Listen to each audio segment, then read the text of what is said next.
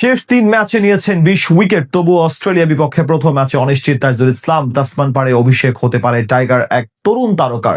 Pace এবং spin দুই বিভাগে ভারসাম্য রেখে এবার অস্ট্রেলিয়া বিপক্ষে শক্তিশালী বোলিং ইউনিট আছে বাংলাদেশ দল, যেখানে বড় ট্রাম্প কার্ড হতে পারেন অলরাউন্ডার সৌম্য সরকার।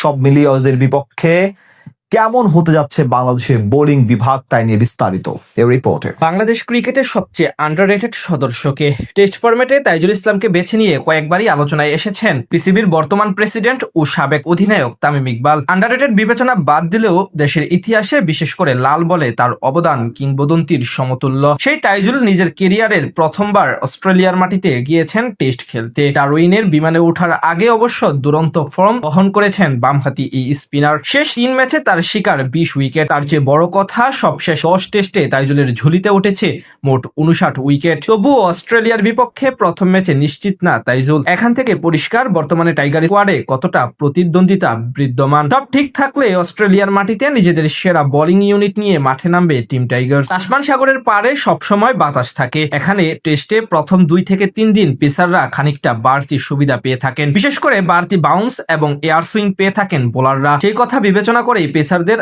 আধিক্য থাকবে একাদশে, এটাই স্বাভাবিক। প্রতিপক্ষ মিচেল স্টার্ক, জশ হেজলউডদের টেক্কা দিতে তাসকিনদেরই সবচেয়ে বড় দায়িত্ব নিতে হবে। এই ম্যাচে বাংলাদেশের মেইন বোলার তাসকিন আহমেদ এবং হাসান মাহমুদ, যেহেতু নাহিদ রানা নেই তাই এই দুজনকেই বড় দায়িত্ব সামলাতে হবে। বিশেষ করে নতুন বলে হাসানের কার্যকারিতা এবং মাঝের ওভারগুলোতে ব্রেক এনে দেওয়ার জন্য তাসকিনকে আলাদা রকম ভূমিকা রাখতে হবে। চলতি বছর 2 ম্যাচে 6 উইকেট শিকার করা তাসকিনের পরিসংখ্যান বলছে ঘরের মাঠের তুলনায় বাইরের দেশেই বেশি ভালো করেন তিনি। সেখানে 15 ম্যাচে তার শিকার মোট 44 উইকেট। অস্ট্রেলিয়ার কন্ডিশন বিবেচনা করে যদি 4 পেসার খেলানো হয় তাহলে এবাদত হোসেন এবং মুশফিক হাসান দুজনেই টিকে যেতে পারেন একাদশে। সেক্ষেত্রে স্পিন বিভাগ থেকে বাদ পড়তে পারেন বামহাতি তাইজুল ইসলাম। এর প্রধান কারণ অলরাউন্ডার এবং সহ অধিনায়ক হিসেবে খানিকটা এগিয়ে থাকবেন মেহেদী হাসান মিরাজ। তবে যদি 3 পেসার খেলানো হয় সেক্ষেত্রে অভিষেক হতে পারে মুশফিকের। এই নিয়ে তৃতীয়বারের মতো বাংলাদেশের স্কোয়াডে ডাক পেলেও এবারই প্রথম অস্ট্রেলিয়া সফর করলেন তিনি। ঘরোয়া লিগে উজ্জ্বল মুশফিক হাসান এরই মাঝে বেশ ভালোভাবে নিজের প্রতিভার জানান দিয়েছেন। সেক্ষেত্রে চতুর্থ পেসার হিসেবে ভূমিকা রাখতে হবে সৌম্য সরকারকে। দীর্ঘ 5 বছর পর জাতীয় দলের টেস্ট ফরম্যাটে প্রত্যাবর্তন করেছেন সৌম্য সরকার। মূলত টপ অর্ডারে ব্যাটিং করার পাশাপাশি মিডিয়াম পেস বোলিংটাও বেশ ভালো করতে পারেন তিনি, তাই তাকে বিবেচনা করে একাদশ সাজানো হতে পারে। 4 পেসার খেলালে একমাত্র স্পিনার হতে পারেন মিরাজ, আর 3 পেসার খেলালে তার সঙ্গী হতে পারেন তাইজুল ইসলাম। এখন